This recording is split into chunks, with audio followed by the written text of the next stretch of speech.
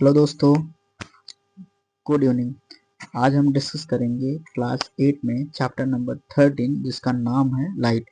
तो लाइट पढ़ने से पहले हम एक डिस्कस कर लेते हैं कि लाइट आखिर होता क्या है। तो लाइट एक प्रकार की एनर्जी होती है। Light is a type of energy. Light एक प्रकार की एनर्जी होती है जो हमको देखने में मदद करती है। Light is a type of energy which can visible to all thing. जो हमको देखने में मदद करती है उसी को हम लाइट कहते हैं। अब मान लीजिए लाइट को हम लोग ऊर्जा क्यों कहते हैं, क्योंकि यदि लाइट यदि ऊर्जा नहीं होता तो लाइट कभी सन से पृथ्वी के पास नहीं हो पाता। क्योंकि हम सभी को मालूम होता है कि कोई भी ऑब्जेक्ट या कोई भी मैटर कुछ भी हो, यदि वो एक स्थान से दूसरे स्थान ट्रेवल कर रहा है तो उसको ट्रेवल करने के लिए एनर्जी चाहिए। तो लाइट भी एक प्रकार की एनर्जी होती है जो क्या करती है, हमारे सोलर सिस्टम, हमारे सन से निकल के हमारे अर्थ के पास पहुंचती है। तो लाइट पढ़ने से पहले हम इस टॉपिक में देख लेते हैं कि हमको और भी चीजें क्या पढ़नी है। तो हमको पढ़नी है जैसे रिफ्लेक्शन क्या होता है, रिफ्लेक्शन ऑफ लाइट क्या होता है। तो रिफ्लेक्शन ऑफ लाइट क्या होता है, सबसे पहले हम ये देख लेते हैं। रिफ्लेक्शन ऑफ लाइट क्या होता है कि the incident ray strike on the plane mirror then they bounce back on the same direction is known as reflection. Suppose that, मान लीजिए ये एक प्लेन मिरर है, ये एक प्लेन मिरर है। अब सन से आने वाली जो किरणें होती हैं उन्हें हम इंसिडेंट रे के नाम से जानते हैं। जैसे ही इंसिडेंट रे स्ट्राइक करती है प्लेन मिरर पे, जैसे ही इंसिडेंट रे स्ट्राइक करती है प्लेन मिरर पे, तैसे ही वो सेम डायरेक्शन में बाउंस बैक हो जाती है। और इस पूरे प्रोसेस को हम क्या कहते हैं, रिफ्लेक्शन कहते हैं। रिफ्लेक्शन क्या है, the incident ray strike on the plane mirror then they bounce back on the same direction is known as reflection of light. अब रिफ्लेक्शन ऑफ लाइट है तो रिफ्लेक्शन ऑफ लाइट के कुल दो रूल होते हैं। दो रूल में क्या होता है कि पहला रूल हम लॉ ऑफ रिफ्लेक्शन पढ़ने से पहले हम डिस्कस कर लेते हैं कि इंसिडेंट रे क्या होता है और रिफ्लेक्टेड रे क्या होता है। इंसिडेंट रे क्या होता है कि the ray of light is reflected in another direction, the light रे विच strike any surface is called the incident रे। मतलब जब कोई किरणें पहली बार स्ट्राइक करती है प्लेन मिरर पे, उसे हम क्या कहते हैं, इंसिडेंट रे के नाम से जानते हैं।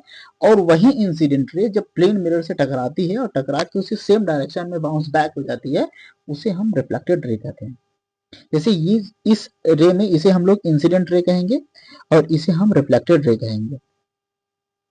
अब देख लेते हैं कि नॉर्मल रे भी होता है। नॉर्मल रे क्या होता है कि इंसिडेंट रे और प्लेन रे के बीच में 90 डिग्री पे एक कोण, 90 डिग्री पे पड़ने वाला एक रे होता है जिसे हम लोग क्या कहते हैं, नॉर्मल रे के नाम से जानते हैं। अब हम डिस्कस करेंगे लॉ ऑफ रिफ्लेक्शन। तो लॉ ऑफ रिफ्लेक्शन कुल दो टाइप के होते हैं। फर्स्ट लॉ ऑफ रिफ्लेक्शन क्या कहता है कि angle of incidence is always equal to the angle of reflection. मतलब इंसिडेंस जो रे होगा वो हमेशा एंगल ऑफ रिफ्लेक्शन, या जो एंगल ऑफ इंसिडेंस होगा वो हमेशा एंगल ऑफ रिफ्लेक्शन के इक्वल होगा। और दूसरा रूल ये कहता है, कहता है कि जैसे सपोज मान लीजिए ये प्लेन मिरर है, उसमें कहता है कि दूसरा रूल ये कहता है कि जो इंसिडेंट रे होता है और जो रिफ्लेक्टेड रे होता है और जो नॉर्मल रे होता है, ये तीनों एक ही तल में होते हैं। Incident ray, reflected ray and the normal ray are lie in the same plane. तीनों एक ही तल में होते हैं। उसे हम लोग सेकेंड लॉ ऑफ रिफ्लेक्शन के नाम से भी जानते हैं। अब देख लेते हैं कि एंगल ऑफ इंसिडेंस क्या होता है और angle of reflection. Suppose that अभी हमें क्या डिस्कस किया कि मान लीजिए प्लेन मिरर है और प्लेन मिरर से क्या हो रहा है, ये हमारा है इंसिडेंट रे, ये हमारा है रिफ्लेक्टेड रे और ये हमारा है नॉर्मल रे। अब इंसिडेंस रे, इसे हम क्या कहेंगे, ये हमारा इंसिडेंस रे है। मान लीजिए इंसिडेंस रे है और ये रिफ्लेक्टेड रे है और ये नॉर्मल रे। अब इंसिडेंस रे और नॉर्मल रे के बीच का जो कोण होता है उसे हम एंगल ऑफ इंसिडेंस कहते हैं। और जो नॉर्मल रे और रिफ्लेक्टेड रे के बीच में जो कोण बनता है उसे हम एंगल ऑफ रिफ्लेक्शन या के नाम से जानते हैं। अब हम देखो दूसरा डिस्कस हम कर लिए थे कि एंगल ऑफ रिफ्लेक्शन, जो लॉ ऑफ रिफ्लेक्शन का दूसरा रूल था, the incident ray and the normal at the point and the incidence and the reflected ray are lie in the same plane. मतलब इंसिडेंट रे जो होगा और इसके बाद रिफ्लेक्टेड रे और जो नॉर्मल जो एंगल होगा, जो नॉर्मल रे होगा, वो तीनों एक ही तल में होंगे। Are lie in the same plane, तीनों एक ही तल में होंगे। अब हम डिस्कस करेंगे रेगुलर एंड डिफ्यूज रिफ्लेक्शन के बारे में। देखो जब रिफ्लेक्शन कहां से होगा, जब रिफ्लेक्शन हमारा क्या होगा, जब हमारा रिफ्लेक्शन हिली एरियाज में होगा उसे हम लोग क्या कहेंगे, diffused or irregular reflection कहेंगे।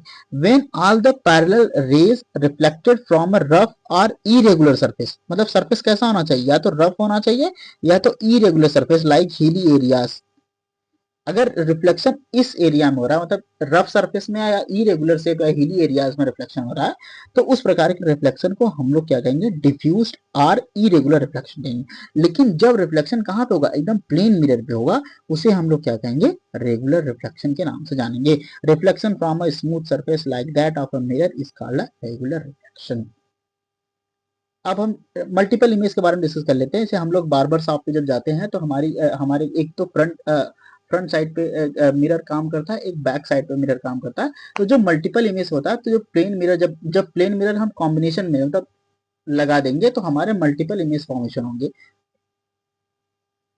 अब हम इसके बाद डिस्कस करेंगे सनलाइट के बारे में। ये सनलाइट व्हाइट कलर का होता है कि कलर्ड होता है, कैसा होता है। हम लोग क्लास 7 में पढ़ चुके हैं कि sunlight is refer to as a white light. Sunlight हमेशा व्हाइट लाइट को ही रिफर करता है और उसके पास एक लाइट स्पेक्ट्रम ऑफ लाइट पाया जाता है, मतलब उसमें नंबर ऑफ लगभग 7 कलर के स्पेक्ट्रम्स होते हैं उस। लेकिन जो हमारा सन होता है हमेशा व्हाइट लाइट को रिफ्लेक्ट करता है। What is the inside our eyes. अब हम देख लेते हैं कि हमारे आंखों के अंदर जो बेसिकली सेंसिटिव ऑर्गन्स होते हैं उनके बारे में डिस्कस कर लेते हैं। हम सभी लोग को मालूम होता है कि आई हमारे बॉडी का एक सबसे इंपॉर्टेंट सेंस ऑर्गन में से एक है। और क्या करता है, द आई हैज अ रफली स्फेरिकल शेप। आई हमेशा क्या होता है, स्फेरिकल शेप का होता है। इसका जो आउटर कोट होता है, मतलब जिसका जो बाहरी स्ट्रक्चर होता है वो व्हाइट का होता है और ये टफ होता है। और जो हमारे आंख का जो ट्रांसपेरेंट पार्ट होता है उसे हम लोग क्या कहते हैं, उसे हम लोग कार्निया के नाम से जानते हैं। और कार्निया के जस्ट पीछे जो एक डार्क मस्कुलर स्ट्रक्चर होता है उसे हम लोग आइरिस कहते हैं। और जो आइरिस क्या होता है, एक स्मॉल ओपनिंग में खुलती है, मतलब जैसे आइरिस जब होती है वो स्मॉल ओपनिंग में खुलती है, इसे हम लोग क्या कहते हैं, प्यूपिल के नाम से जानते हैं। और प्यूपिल की साइज होती है वो हमेशा कंट्रोल होती है आइरिस के द्वारा। अब आइरिस मतलब क्या, हमारी आंखें कितनी लाइट को लेगी ये हमारा आइरिस कंट्रोल करेगा। अब हम देखते हैं कि देखो, the lens focus light on the back of the eye. हमारे आंख के जस्ट भी जहां पे फोकस लाइट आती है उसी को हम लोग क्या कहते हैं, रेटिना के नाम से जानते हैं।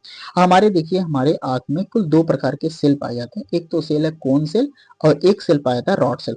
जो कोन सेल होता है वो हमेशा सेंसिटिव टू ब्राइट लाइट, वो हमेशा ब्राइट मतलब जो चमकीली जो अलग अलग प्रकार की जो कलर की जो लाइट्स होती है उनके प्रति हमारा जो ये कौन सेल्स होता है वो हमेशा सेंसिटिव होता है। और जो रॉड सेल होता है ना वो हमेशा डीम लाइट के प्रति क्या होता है, सेंसिटिव होता है।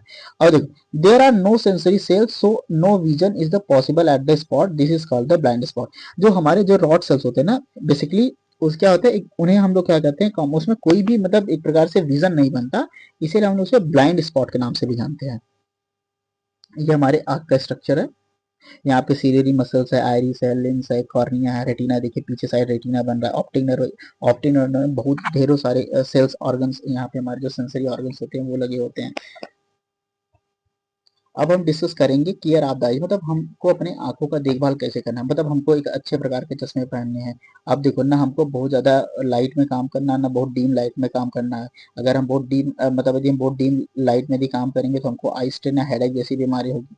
फिर हमको अपने आंखों को ऐसे ही सुरक्षित रखना पड़ेगा।